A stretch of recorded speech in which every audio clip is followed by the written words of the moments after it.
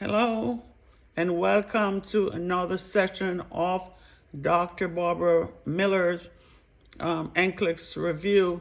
Today we're going to be talking about pediatric nursing. Okay, we're going to start with congenital heart defects, which is so important for you to know, review something on the different types of congenital heart defects. So with congenital heart defects, the defects that increase pulmonary blood flow. Okay, blood flow from the left to the right side of the heart. In this case, there's no hypoxia present. They're already oxygenated. Blood flows back into the circulation and it is oxygenated again. This increased blood volume, which increases workload on the heart. Another congenital defect is atrial septal defect. What is the pathophysiology of atrial septal defect? It's a hole in the septum between the left and the right atria. Okay, what are some clinical manifestations or signs and symptoms of atrial septal defect? Heart failure. Patient could be asymptomatic, not experiencing any symptoms. Patient may have systolic murmur with wide fixed splitting of S2. How do they treat atrial septal defect? Closure during cardiac catheterization or surgical patch closure. Another congenital heart defect is ventricular septal defect. And what's the pathophysiology of ventricular septal defect? Is a hole in the septum between the left and right ventricles. What are the signs and symptoms? Heart failure. They will hear a loud, hollow, systolic murmur at the left sternal border. How do you treat that? Surgery to suture or patch the hole.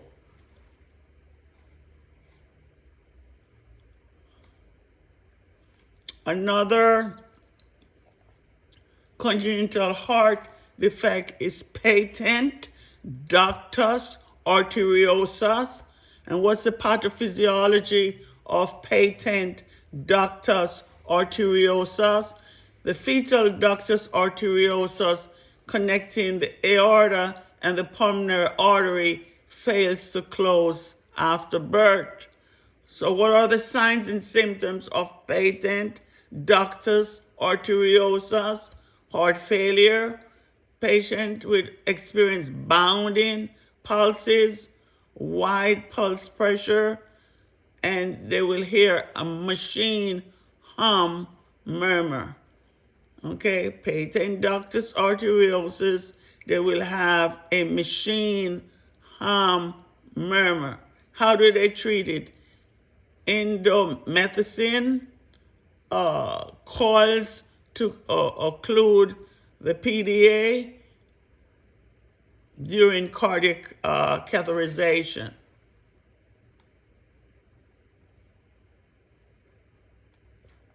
We're going to talk about another congenital heart defect, and this defect that decreases pulmonary blood flow.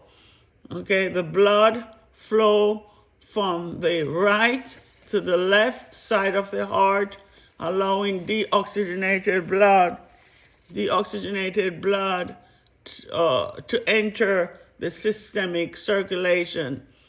Here they will have hypoxia, blue babies they will call that. So let's start with tetralogy of Fallot. 4 defects that result in mixed blood flow, pulmonary stenosis, ventricular septal defect, overriding of the aorta, right ventricular hypertrophy. How do they treat tetralogy or followed surgical repair in the first year of life for hypercyanotic episodes? You want to place the babies or the child in a knee chest position to increase blood flow to the lung or the lungs.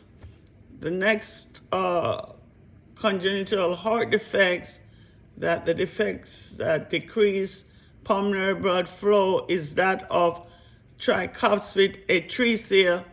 Tricuspid atresia fails to develop blood flow through an ASD, atrial septal defect, or a ventricular septal defect. What are the clinical manifestations of tricuspid atresia? Cyanosis, tachycardia, dyspnea, and if you look on the fingers, clubbing of the fingers. How do they treat tricuspid atresia? Multiple surgeries, shunt placement, the Glenn procedure, and Fontan procedures.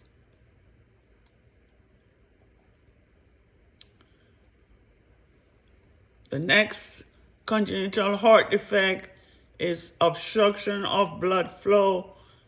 This defect that causes obstruction of blood flow when the blood leaving the heart meets at an area of narrowing or stenosis causes decrease in the cardiac output. Remember, the normal cardiac output is 4 to 8 liters. Okay, so what are these congenital heart defects? Correctation of the aorta. Correctation of the aorta. That's narrowing or stenosis of the aorta, which causes obstruction in the blood flow from the ventricles. What are the clinical manifestations or signs and symptoms of correctation of the aorta? Elevated blood pressures and bounding pulses on the upper extremities, poor lower extremities perfusion, pallor, you will see pallor, cool skin, weak pulse, and patient will show signs of heart failure. How do they treat correctation of the aorta? They will treat that with a balloon angioplasty, a stent, okay, or surgical removal of the correctation segment, and then they will anastomose to the normal aorta.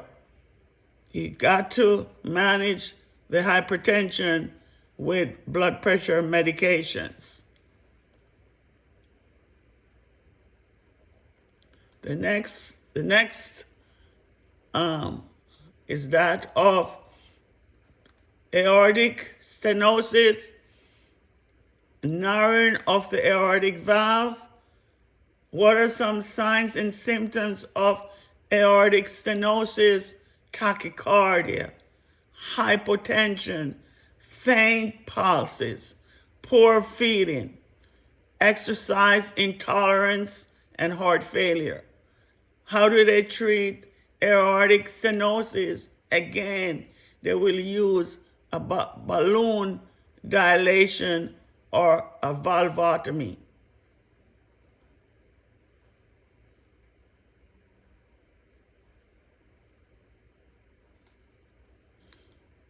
The next condition is pulmonary stenosis. And what is that? What is pulmonary stenosis? Narrowing of the pulmonary valve or the pulmonary artery. What are some signs and symptoms? Systolic ejection murmur, cyanosis, cardiomegaly, enlargement of the heart, and heart failure. Treatment, balloon dilation, or valvotomy.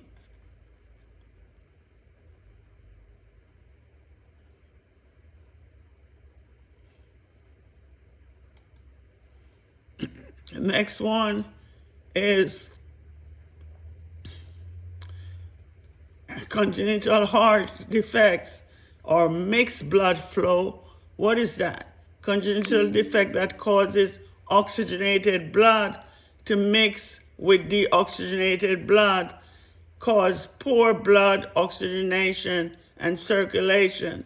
For example, transportation of the great arteries. And what is that? The aorta and the pulmonary artery connections to the heart are reversed. A septal defect on the patent ductus arteriosus, patient will have problems with to oxygenate, exit in order to oxygenate blood rather. What are the signs and symptoms? Murmur, hypoxia, cyanosis, cardiomegaly, heart failure. How do you treat? They treat transportation of the great arteries with prostaglandins, okay, to keep the PDA open.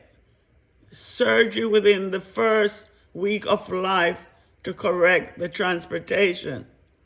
The next condition is truncus arteriosus. And what is that? It's a single vessel exit the heart that increases instead of two aorta and pulmonary artery. So truncus arteriosus is a single vessel exit the heart instead of the two aorta and pulmonary artery. What are the signs and symptoms of truncus arteriosus? Murmur, heart failure, cyanosis, poor feeding. How do they treat? Surgical procedure. Surgical procedure within the first week of life to repair this condition.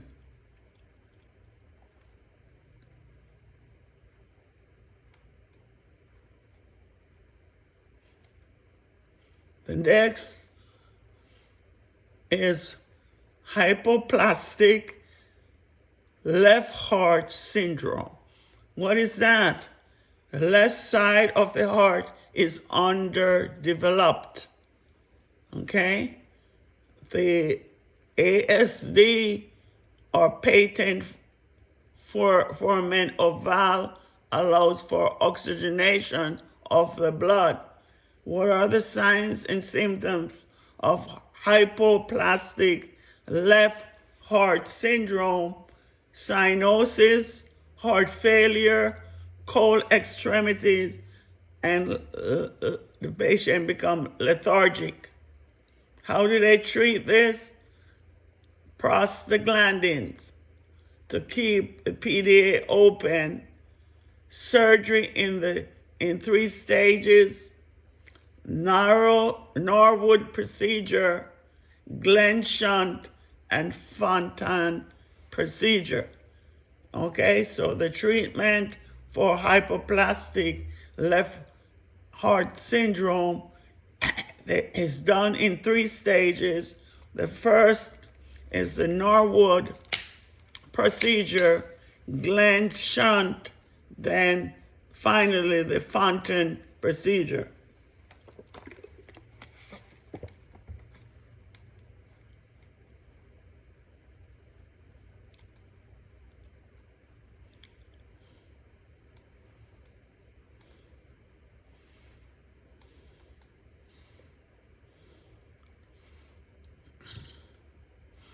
Let's talk about heart failure. Inability of the heart to adequately supply blood to meet the body's need. What's the pathophysiology? It could be congenital heart defect, cardiomyopathy, or the cardiac abnormality that results in the volume overload of the heart muscles and and pump failure. What are the signs and symptoms of heart failure? Poor feeding. If you observe the babies, then they have no energy to eat, so they will have poor feeding. They become diaphoretic. They have tachycardia. Their activity intolerance. They're not able to do much. They get pallor, weak pulses, fatigue, cardiomegaly, enlargement of the heart. So pulmonary congestion, left side heart failure. Patient will have tachypnea, dyspnea, nasal flaring, restrictions, and you will hear adventitious sound such as wheezing. And systemic congenital right-sided heart failure, peripheral edema, hepatomegaly, enlargement of the liver, jugular vein distension. How do they treat heart failure? Cardiac glycosides to increase the contractility, diuretics to reduce congestion, ACE inhibitors, and beta blockers. Remember, when your patient is on diuretics, you got to check their electrolyte, such as the potassium, because potassium could cause problems with EKG. Hyperkalemia, you will have a peak in the T wave, and hypokalemia, you will have a U wave. Okay? So you want to be mindful that you need to monitor the patient's glucose.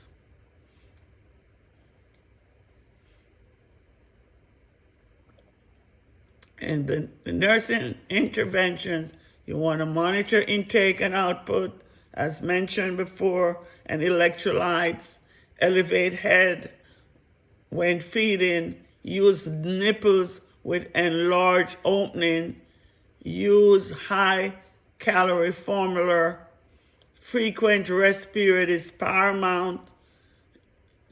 You also to decrease stimuli, take apical pulse before administering digoxin, and you want to hold for pulse less than 90 for infants and less than 70 for older children. You want to monitor for signs and symptoms of toxicity, and you want to look at some clinical manifestations of early signs, nauseousness and vomiting, bradycardia, dysrhythmias, and you want to monitor the digoxin level. The therapeutic levels of digoxin is 0.8 to 2.0.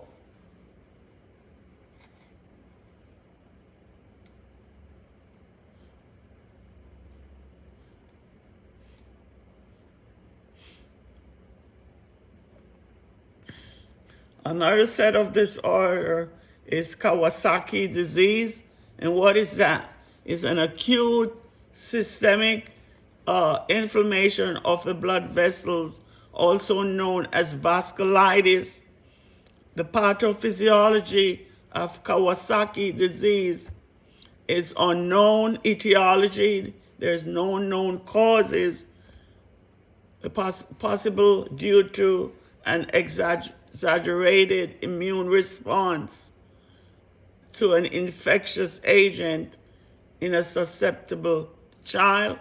What are the clinical manifestations or signs and symptoms? You got to know the acute phase, high fever over 1 or 2 weeks and unresponsive to antipyretics. You will see redness in the eyes, no drainage, chopped, cracked lips, tongue, oral mucous membrane, palms and soles, arthritis, enlarged cervical lymph nodes, cardiac symptoms such as dysrhythmia and myocarditis. The subacute phase, fever resolves, peeling of the hands and feet, joint pain, and the convalescence phase, the clinical symptom resolve, abnormal lab may be present. How do they diagnose Kawasaki? Fever for more than 5 days out of 5 symptoms. So you want to monitor the child for fevers.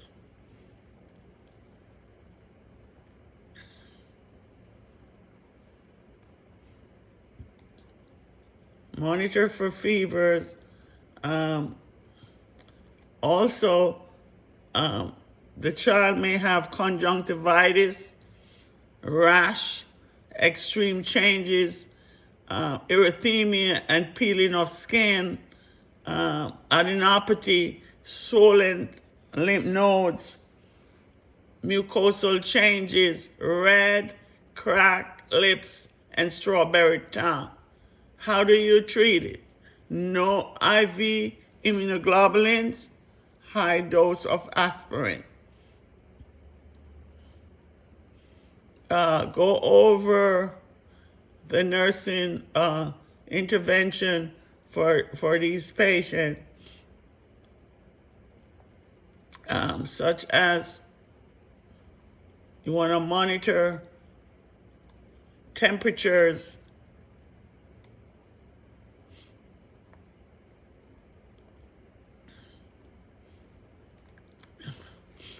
monitor their vital signs. Temperature is important.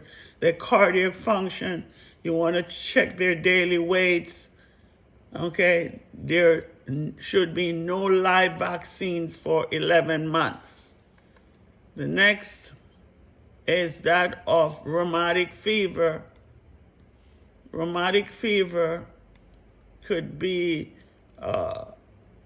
very dangerous, okay? Inflammation, disease of the heart, the blood vessels, and the joints. What's the pathophysiology of rheumatic fever? Abnormal immune response to group A, beta hemolytic streptococcal infection causes a widespread of inflammation, and this may lead to a long-term cardiac damage, like rheumatic heart disease. What are the signs and symptoms? History of recent upper respiratory infection. The diagnosis is made on the basis of modified joints criteria, 2 major criteria, okay, or 1 major criteria and 2 minor, or. The major criteria is carditis. Remember that. Rheumatic fever, if you were to ask what's one of the major criteria to make a diagnosis, patient has carditis. Arrhythmias, congenital heart failure, cardiomegaly, murmur, pericardial friction rub, rashes, chorea, subcutaneous nodules. All those you're going to look for on these patients. Polyarthritis, and the minor is fever and arthralgia. How do they treat? Long-term penicillin and bed rest is paramount.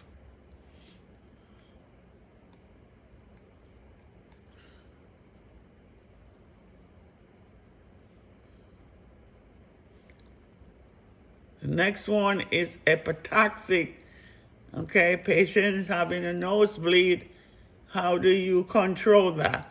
Okay, let's do the pathophysiology first.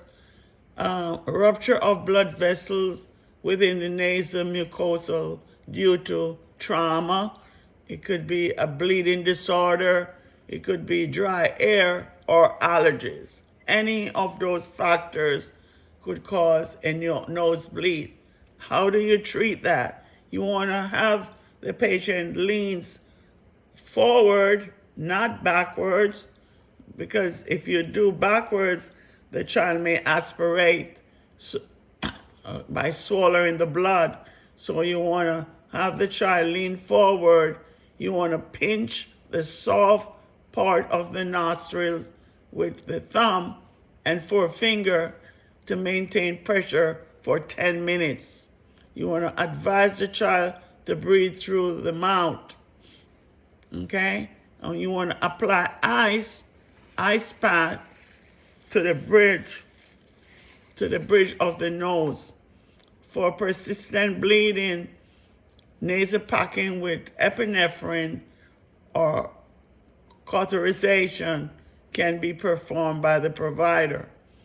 Keep the nostril lubricated to prevent dryness.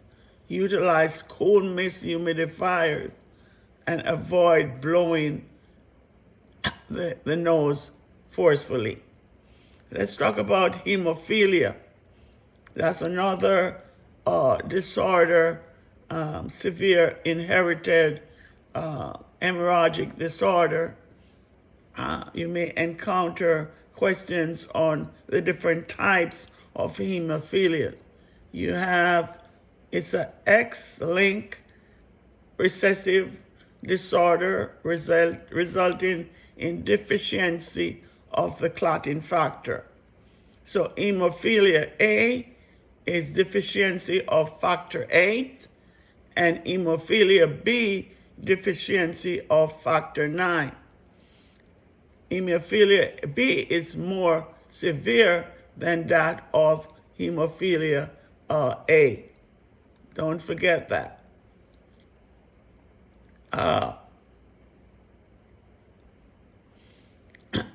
So what are the signs and symptoms of hemophilia? Excessive bleeding or bruising, joint pain, swelling, decreased range of motion. Labs, they have increase in the partial PTT, decreased factor 8 or 9, and platelet count and prothrombin time not affected. How do you treat? Factor replacement, desmopressin medication, aminocarporic acid, prevent bleeding. You want to avoid non-steroidal anti-inflammatory drugs, avoid IM injections, and for acute bleeding, rest, ice, compression, and elevation. Remember, patients with hemophilia should not be playing contact sports.